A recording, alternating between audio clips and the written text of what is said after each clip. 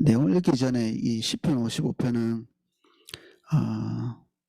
다윗의 아들이었던 압살롬, 그리고 다윗의 가장 그 측근 중에 하나였던 아히도멜이 반역을 일으킨 딱 그 지점에서 다윗의 심경에 대해서 이렇게 하나님 앞에 이렇게 고백하면서 남겨진 이 시편이거든요. 그가 하나님 앞에서 그 심경이 어땠는지, 그리고 그들을 향해서 가지고 있는 분노, 그리고 실망, 그리고 자괴감, 뭐 이런 복잡한 심경들이 여기에 포함되어 있고, 그리고 하나님 바라보면서 자기의 처지를 회복시켜 주실 것에 대한 그 자기 감정적인 고통, 또 뭐 스트레스, 이런 것들을 토로하고 있는 그런 내용의 시입니다. 읽어보겠습니다. 하나님이여, 내 기도에 귀를 기울이시고 내게 간구할 때 숨지 마소서. 내게 굽히사 응답하소서. 내가 근심으로 편하지 못하여 탄식하오니. 끊임없이 근심이 일어나는, 우리가 근심을 하고 싶어서 근심하는 것은 아니죠. 이게 막 이렇게 폭우가 몰아닥치듯이 계속해서 근심이 몰아닥치는, 그래서 자기가 편하지 않은 계속 근심, 번민, 고통, 이 내적인 심경이 계속 이렇게 괴로운 그런 상태입니다. 이는 내 원수의 소리와 악인의 압제 때문이라.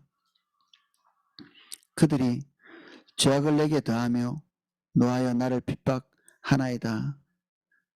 지금 대적이 자기를 향해서 압박을 가하고 고통을 가하고 있는 것이 은근한 것이 아니라 아주 노골적이고, 그리고 적극적이고, 그리고 포악스러운 그런 상태죠.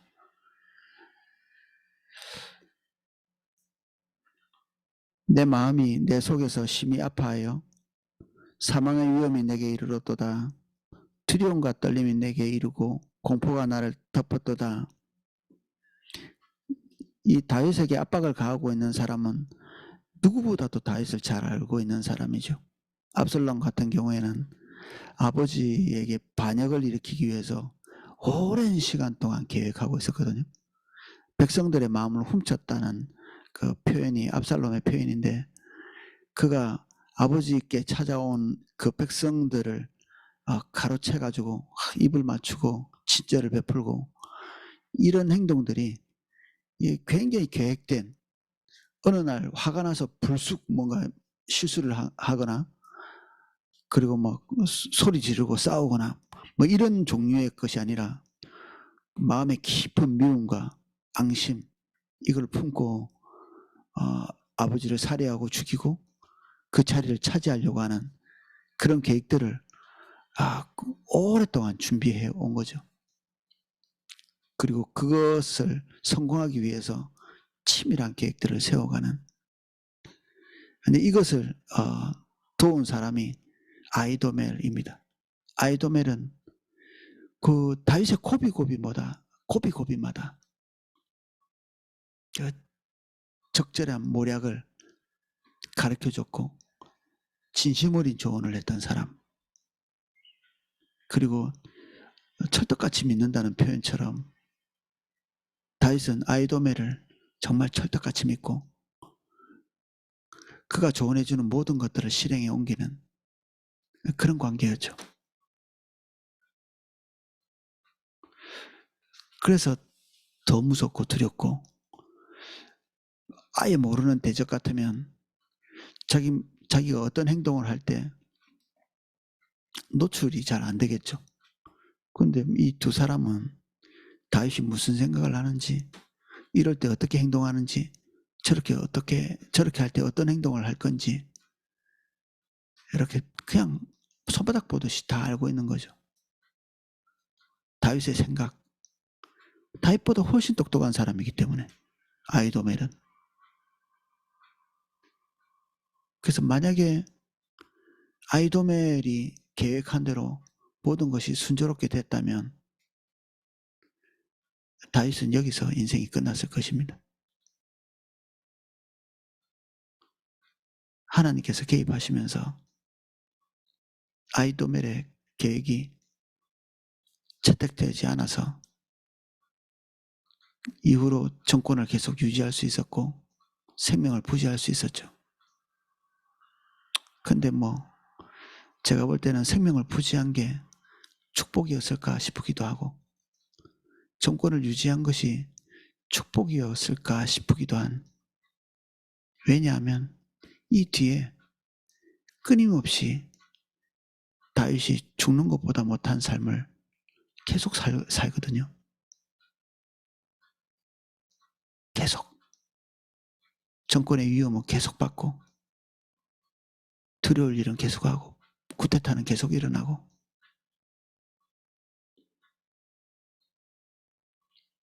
자식들의 문제는 여기서 끝나지 않습니다.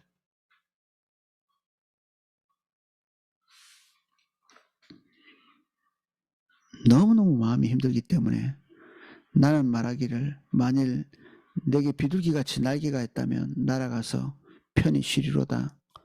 내가 멀리 날아가서 광야에 머무리로다. 지금 있는 현실을 떠나서 아무도 없는 곳에 혼자 있고 싶은 거죠. 정치고 뭐고 그냥 자기 지위고 뭐고 모든 것들을 다 버리고 그냥 홀로 떠나고 싶은 극한의 스트레스. 이제 자기 자신을 지탱할 수 있는 어떤 에너지나 힘 자체가 남아있지 않은 상태. 그런 상태죠. 다윗이.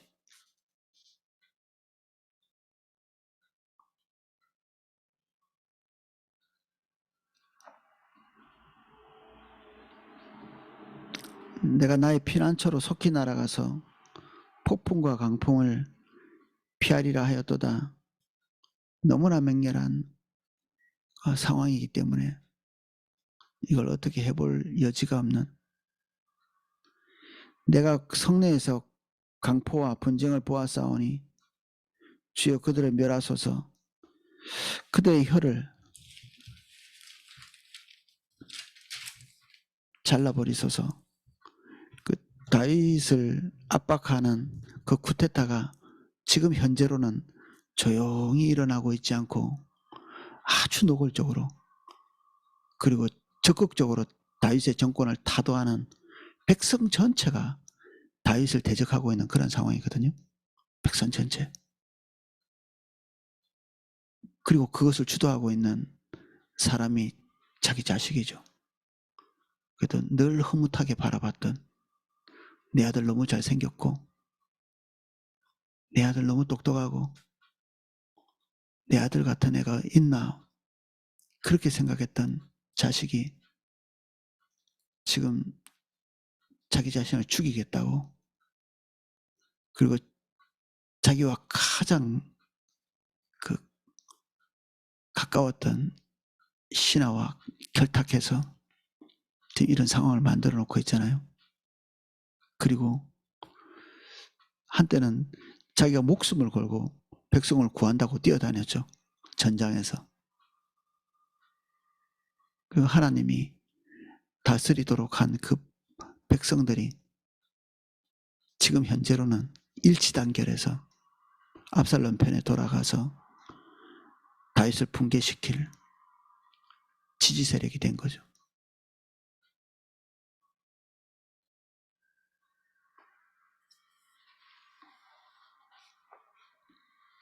그들이 주야로 성벽 위에 돌아다니니 성중에는 죄악과 재난이 있으며 악독이 그 중에 있고 압박과 속임수가 그 거리를 떠나지 아니하는도다. 나를 책망하는 자가 원수가 아니라 원수일진데 내가 참았으리라. 나를 대하여 자기를 높이는 자는 나를 미워하는 자가 아니라 미워하는 자일진데 내가 그를 피하여 숨었으리라. 다윗이 너무 의외의 사람이 쿠데타를 일으키고 자기를 압박해오기 때문에 재빨리 이렇게 뭔가 도망을 친다든지 그렇게 못한 겁니다. 예상 밖의 사람이었던 거죠. 아이도멜도 그렇고 압살롬도 그렇고.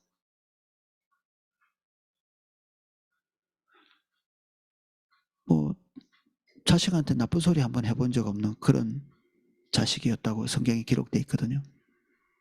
왜 그랬냐 이런 말도 안 해본. 그러니까 한마디로 보면 뭐 상처받을 일이 없는 거죠. 그래서 상처가 많다고 나쁜 사람이 되는 거는 아닌 것 같아요. 가만히 놔뒀는데도 인간은 상처 없이 자라고 막 이런 환경인데도 아주 악한 인간이 될 수 있는 거죠. 악한 인간의 씨가 외부에서 오지 않고 인간 내부에 있습니다. 사이코패스가 되고 막 이런 나쁜 사람이 되는 그 씨가 외부에서 오지 않고 인간 내면 안에 있기 때문에, 그래서 사람은 가만히 내버려 두면 짐승같이 되는 거죠. 끊임없이 훈계하고 채찍질하고 고통과 좌절 이런 것들이 밀어닥치면서 인간이 하나님 바라보고 그리고 주님의 성품을 닮아가려고 부단히 애쓰고,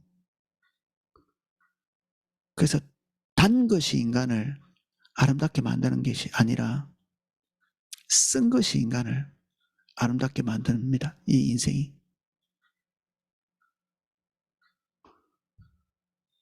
그래서 어린아이가 너무 예쁘죠. 천사같이 예쁜. 근데 사실 따지고 보면 그 아이는 악의 본질을 가지고 태어나거든요. 악의 본질. 그래서 그냥 내버려 두면 그 안에 있는 그 악이 점점 성장해지고, 유약하기 때문에 드러나지 않았던 것이 육체가 강해지고 생각이 강해지고 지식이 많아지고 그가 활용할 수 있는 자원이 많아지고, 점점 그렇게 될수록 그 안에서 악이 본격적으로 활동하는, 이게 인간의 본질이죠.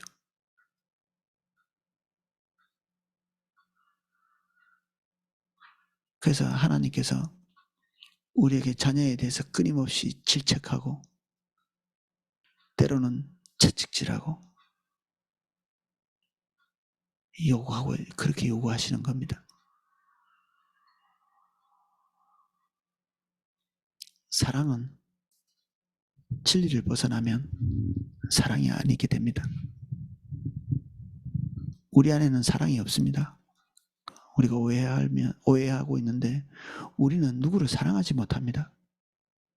사랑은 항상 진리와 함께 기뻐한다고 성경은 기록되어 있잖아요. 우리가 가지고 있는 것은 그냥 본능이고 그 죄악으로 인해서 한쪽으로 치우칠 수밖에 없는 그 애착이죠. 애착이라는 표현이 좋습니다. 내가 내 자식을 너무 사랑해요 이렇게 말하면 안 되고요. 내 자식에 대한 애착이 있습니다. 이렇게 얘기하는 겁니다. 그래서 우리 육신대로 애착을 마음껏 표현하려고 하시면 안 되고, 주의 진리를 따라 이를 악물고 하나님의 진리대로 우리 자식에게 행하는 자세, 태도, 이게 자식도 살리고 나도 살리고. 다윗은 그렇게 하지 못했고 할 수도 없었습니다. 자식을 야단치려고 하니 자식의 도덕성과 자기의 도덕성이 거의 비슷했는데 어떻게 자식을 야단을 칠 수 있겠습니까? 저는 이 시편 읽을 때 배경 없이 보면 다윗이 어떻게 이렇게 힘든 일을 당했을까? 얼마나 고통스러웠을까? 하나님께 지금 탄원하고 있는 이 탄원을 하나님께서 즉각적으로 들어주셔야 될 텐데, 이게 자기 인생의 마지막 고통이어야 될 텐데, 이런 생각을 할 수 있는데 우리는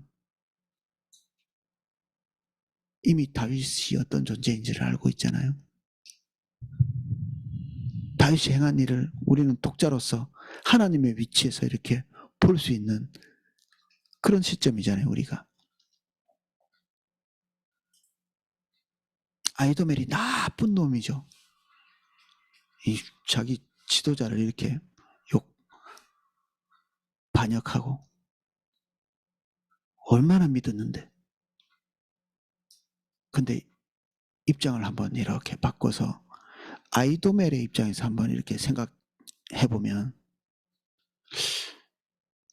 자기의 동료였던 우리아가 어떻게 죽었는지를 봤잖아요. 우리아처럼 신실하게 자기 주인을 따랐던 사람이 없죠. 정말 저항하는 의지가 눈꽃만큼도 없는 그런 사람이 우리아였습니다. 그리고 우리아는 자기를 지킬 수 있는 근간도 별로 없는 그런 사람이었다고 볼 수 있습니다. 이 사람의 고향이 헷 사람이라고 이렇게 돼 있잖아요. 헷이 히타이트를 말하는 겁니다. 히타이트. 이 다윗의 부하였던 이 사람은 내국인이 아니라 외국인이었습니다. 히타이트라는 곳에서 이 나라가 망했거든요. 그러니까 자기 몸을 의지할 데가 없어서 다윗 밑에 가서 목숨을 걸어놓고 전쟁하면서 신하로 그냥 있으면서 거기서 자기 삶을 거기다 붙여놓고 있는 거죠, 그냥. 그리고 자기 삶의 유일한 위로였을 것 같은 우리아 본인의 아내. 다윗에게 충성하느라고 그 전쟁 중에 아내 얼굴도 보러 가지 않잖아요.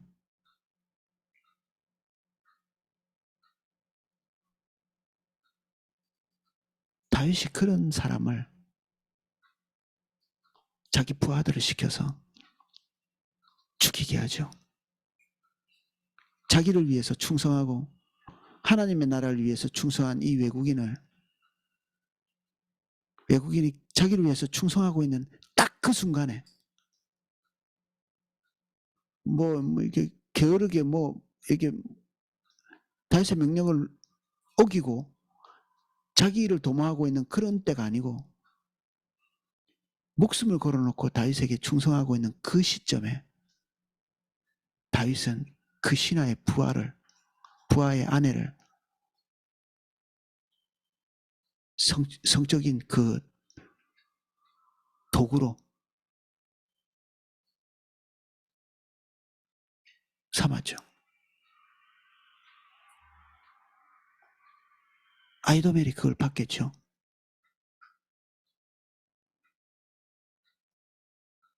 얼마나 혐오했겠어요. 아, 이놈한테 충성해봤자 우리아 꼴 나겠구나. 누가 그 밑에서 충성하겠습니까? 그 이후로 우리아를 죽이는 데 가담했던 제1번 충신인 요압도 말을 듣지 않습니다. 하나님께서 다윗이 죄를 범한 그 이후에 네가 원수에게 사단에게 틈을 보였다. 그 뒤로 다윗의 왕국은 그냥 깨진 항아리처럼 틈틈이 물이 새 들어오는 거죠. 생애가 끔찍한.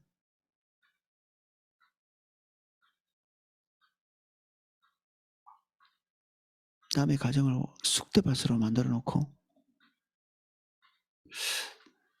지금 이 시를 읊조리고 있습니다. 다윗이 이 시를. 우리가 볼 때는 파렴치하지 않나요? 이게 자기 입장에서는 하나님 앞에서 나와서 이런 시를 읊조리고 있는데 더 할 나위 없는 이중인격적인 모습.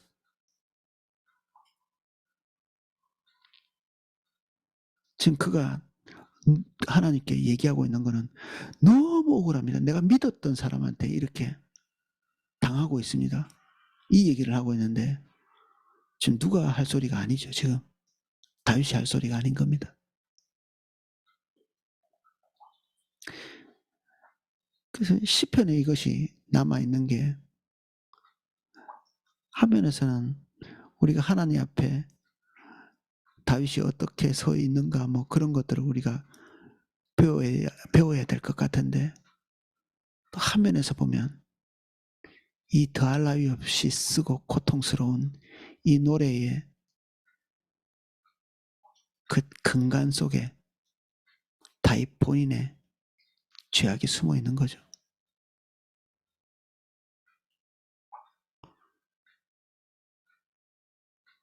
그래서 우리는 우리의 재앙에 대해서 어떤 표현을 하나님께 드릴 수 있을까? 지금 우리가 닥치고 있는 이런 어려움들, 고통, 이런 거에 대해서 무슨 말을 할 수 있을까? 뭐 다윗의 시를 이렇게 배경 없이 보면 아이고 정말 힘들었네. 어떻게 이런 하나님이 왜 이런 어려운 것들을 허락하셨을까?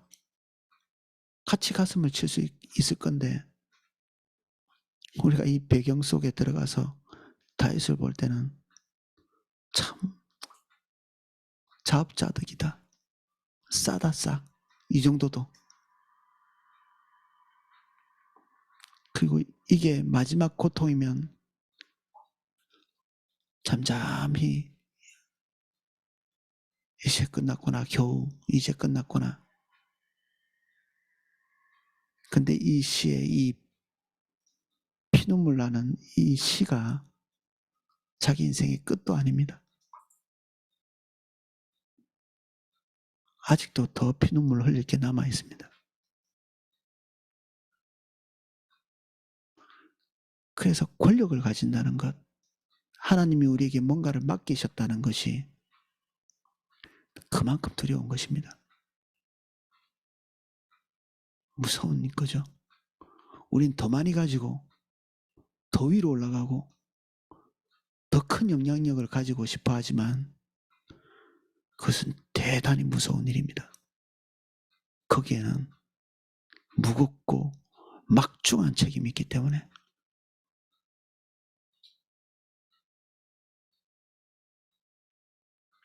다윗이 왕이 아니었다면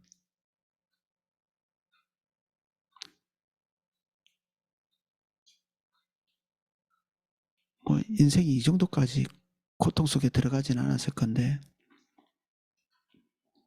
당연히 그 위에서 잘했으면 더 좋았겠죠. 근데 다윗의 삶은 그 하나님의 기대와 그 막중한 무게를 제대로 인식 못한 거죠.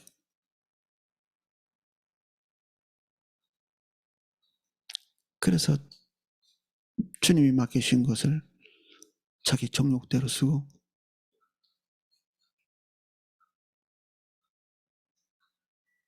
자기 탐욕에 하나님이 맡기신 자원들을 활용하는 뭐 어떤 사람들은 와 다윗이 아내가 많아가 좋았겠다 뭐 그렇게 생각할지 모르겠는데 여기에는 그 모든 이 재앙 그리고 모든 악이 하나님께서 정하지 않는 그 결혼관계에 하나님이 이런 방구도 하시지 않죠.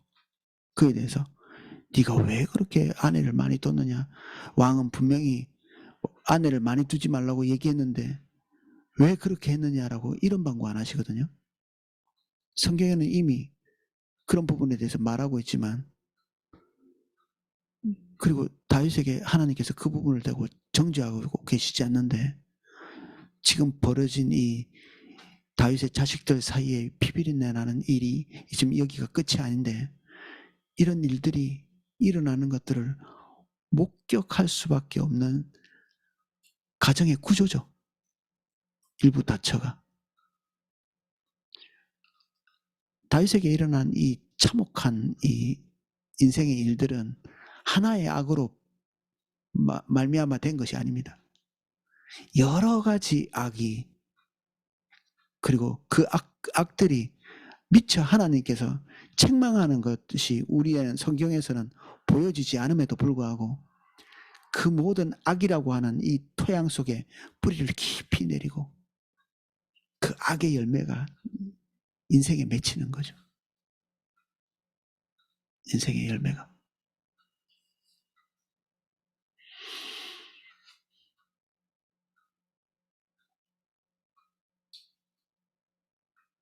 한 면에서는 두렵고, 이 지점쯤에서 우리가 하나님을 우러러보면서 주님은 도대체 어떤 분이실까 한번 생각해 보는 거죠. 주님은 어떤 분이실까? 아이고, 그분은 사랑이 많으시고 우리가 범죄할 때 용서하시고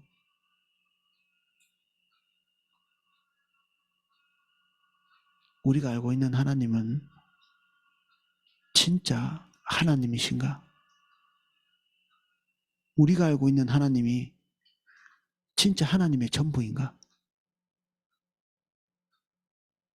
과연 그분이 나이 많은 할아버지처럼 우리의 소원이나 째깍째깍 들어주고 우리가 적당히 행동할 때 감화 감동하시고 그런 분일까?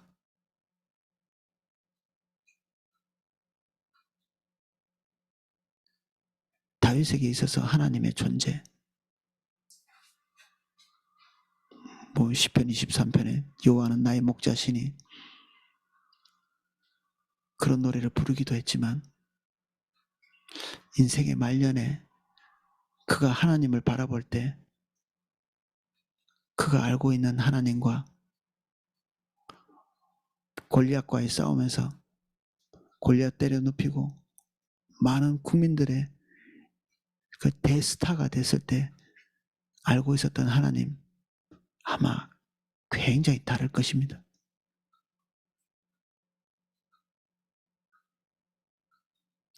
어쩌면 우리가 알고 있는 하나님도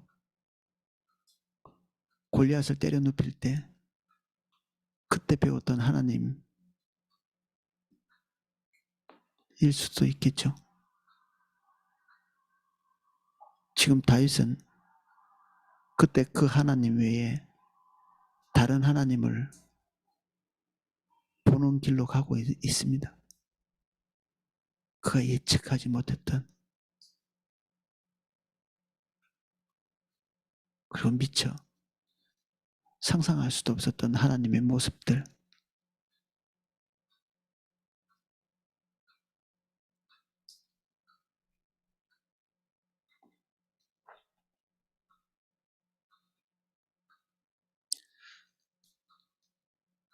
13절 그는 곧 너로다 나의 동료 나의 친구요 나의 가까운 친구로다.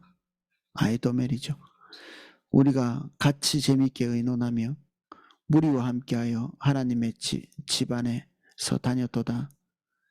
사망이 갑자기 그들에게 임하여 산채로 수월로 내려갈지어다. 이는 악독이 그들의 거처에 있고 그들 가운데 있음이로다. 이렇게 저주하는 것이 한 면에서는 합당하죠. 그리고 아이도멜이 선하다 이런 얘기도 아닙니다. 그야말로 이 저주대로 하나님께서 그에게 행하시고 마치 이렇게 쓰레기가 버려지는 것처럼 그 놀라운 지혜, 학식, 통찰력, 이스라엘의 최고의 어떤 브레인, 아이도멜이 그냥 쓰레기처럼 버려지거든요. 아이도멜이 반역을 일으킬 만한 충분한 이유가 있었죠. 충분한 이유가.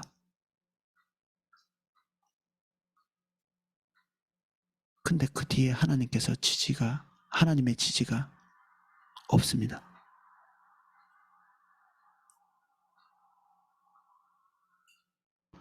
그래서 우리는 이 수평적 세계를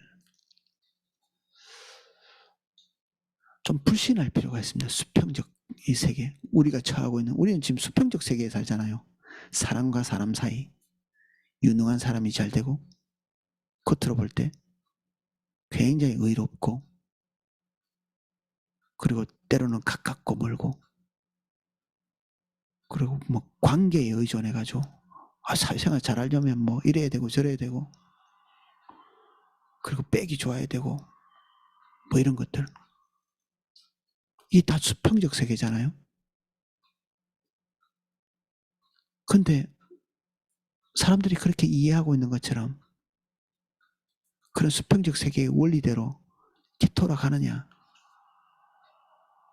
그러면 영원히 아이도멜은 승자가 되어야 합니다. 영원히.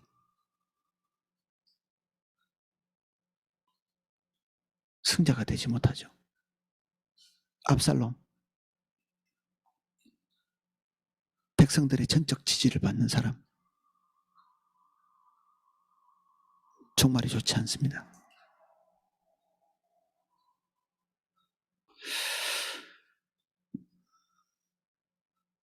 나는 하나님께 부르짖으니 지지리니 여호와께서 나를 구원하시리로다.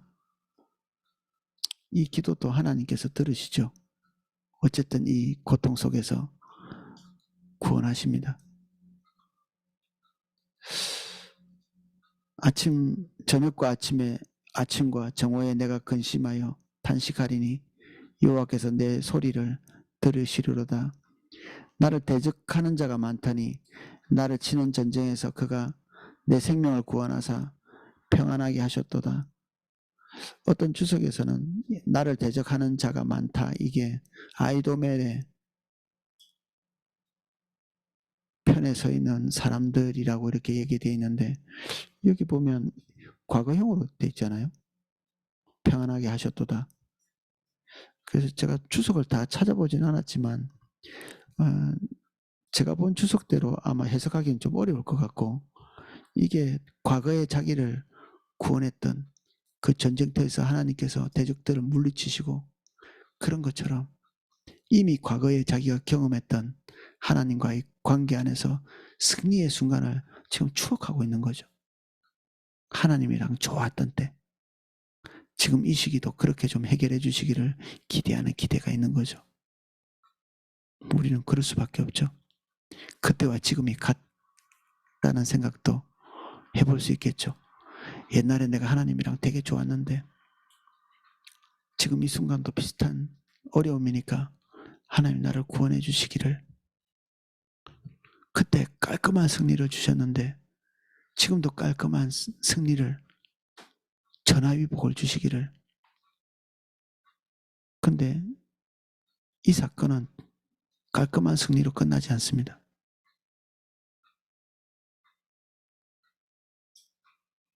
이 사건이 남긴 것은 요압의 반역을 잉태하고 있고요.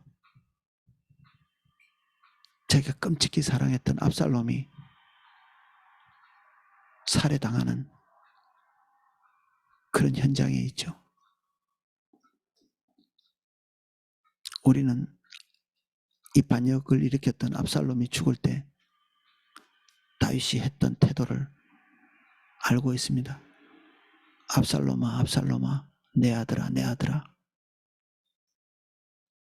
근데 그 슬픔, 뭐 정말 우리가 부모면 누구든지 그 고통에 대해서 인식할 만한데 요압이 나타나서 그런 얘기를 하거든요. 지금 왕이 뭐 하고 있습니까? 이런 얘기를 하잖아요.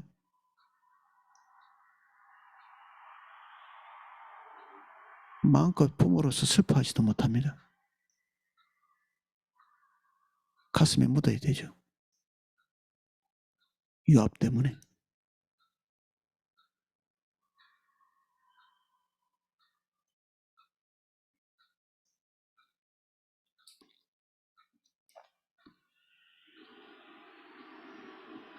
옛부터 계시는 하나님이 들으시고 그들을 낮추시리이다. 셀라. 그들은 변하지 아니하며 하나님을 경외하지 아니함이니이다. 당연히 그렇죠. 압살롬과 아이도멜이 그러한 사람입니다. 그래서 하나님으로부터 그들 행한 행동은 징벌을 받죠. 그는 손을 들어 자기와 화목한 자를 치고 그의 언약을 배반하였도다. 예, 그랬습니다. 근데 이때까지 설명한 것 같이 이 시를 읊조리고 있는 다윗 본인도 누구 못지않게 그랬죠. 그의 입은 우유 기름보다 미끄러우나 그의 마음은 전쟁이요 그의 맡은 기름보다 유하나 실상은 뽑힌 칼이로다. 네, 맞습니다. 아이도멜이 그랬을 거고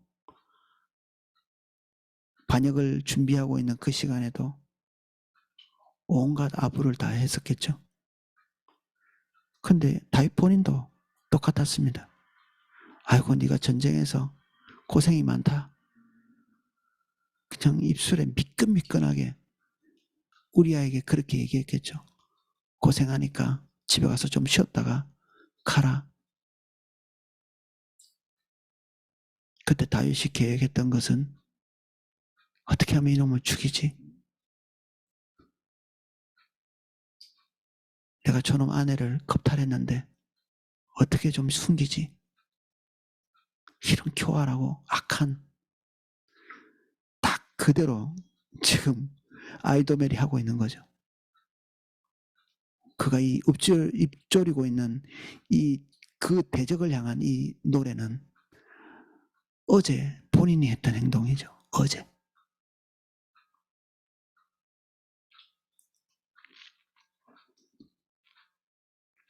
내 짐을 여호와께 맡기라. 그가 너를 붙드시고 의인의 요동함을 영원히 허락하지 아니하시리로다. 하나님이여 주께서 그들로 파멸의 웅덩이에 빠지게 하시리이다. 피를 흘리게 하며 속이는 자들은 그들의 날에 반도 살지 못할 것이나 나는 주를 의지하리이다. 그래도 끝까지 주님 붙들고 그가 닥친 상황을 주님께 의뢰하고 있고 이 모든 해결책의 근간이 수평적 세계에 있지 않고 수직적 세계 하나님께 있다는 사실을 인식은 하고 있는 것입니다. 다윗이 나름대로는 저력이 있는 거죠. 오늘 우리 시편 55편을 읽어가면서 다윗에게 전적인 동조를 하기가 너무 어려운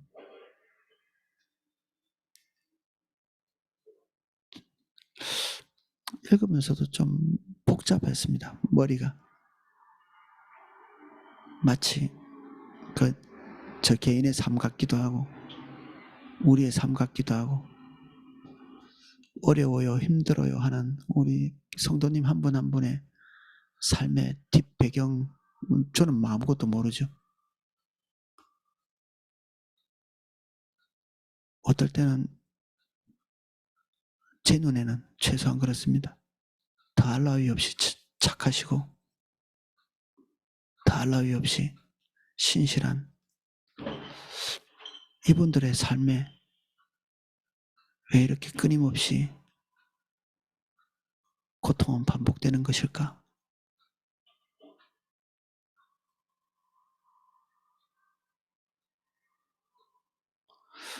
저는 다윗의 삶에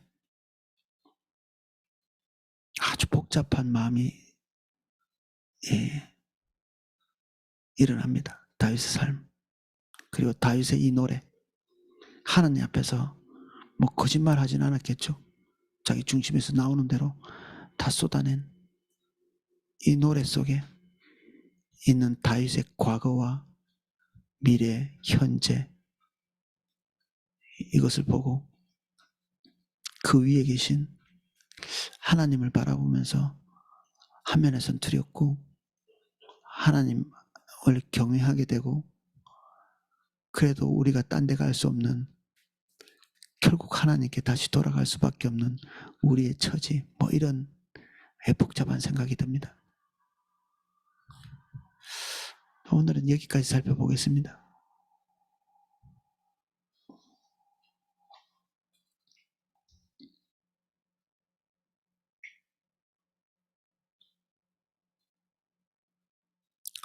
우리가 하나님께 억울하다고 크게 소리 지를 수도 있고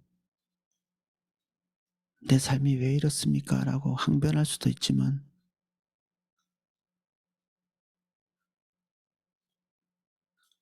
우리의 삶에 다윗 같은 면모가 있다면 우리는 하나님을 좀 더 알아가는 과정이 있을 뿐입니다. 이전에 승승장구하는 순간에 알았던 하나님, 그리고 패배의 순간에 계시된 하나님, 그리고 오늘 참담하기 그지없는 우리 형편과 처지 속에 또 우리는 주님을 바라봅니다.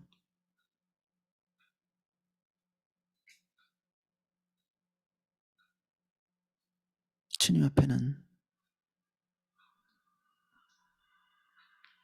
침묵할 수밖에 없습니다. 우리의 모든 탄원이 어느 시점에는 부끄러워지고 우리의 수치를 드러내는 것이 됩니다. 욥이 고통 속에 있을 때 하나님께 소리 지르면서 나는 의인이다. 나는 옳다. 나에게 닥친 고통은 불합리하다. 이야기했지만 주님의 실체를 대면하면서 입을 다물 수밖에 없었습니다. 침묵. 이게 우리가 하나님께 드릴 수 있는 유일한 기도입니다. 하나님의 위엄과 거룩함과 그럼에도 불구하고 변함없이 긍휼을 베푸시는 우리가 하나님 앞에 침묵합니다.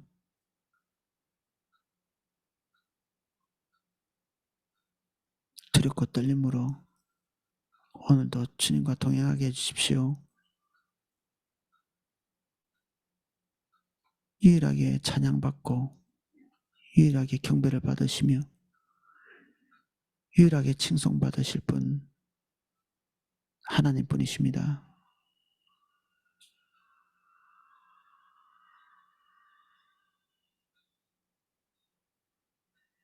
그래도 우리를 불쌍히 여겨주시고 주님의 한정없으신 그 긍휼과 사랑을 우리가 기대어 주님을 봅니다.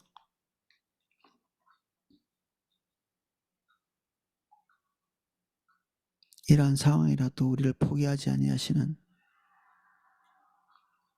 주의 은혜를 의지합니다.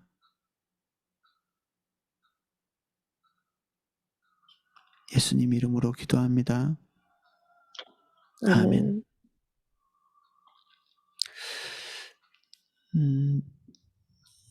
예, 제가 기도하실 수 있도록 음악을 방송해 드리겠습니다.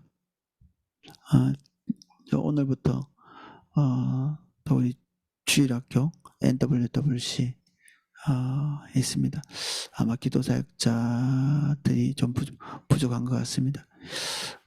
이렇게 여건 되시는 분들은 이렇게 가서 기도 사역자나 이렇게 좀 섬길 수 있는 길이 있으면 또 함께 해주시면 감사하겠습니다.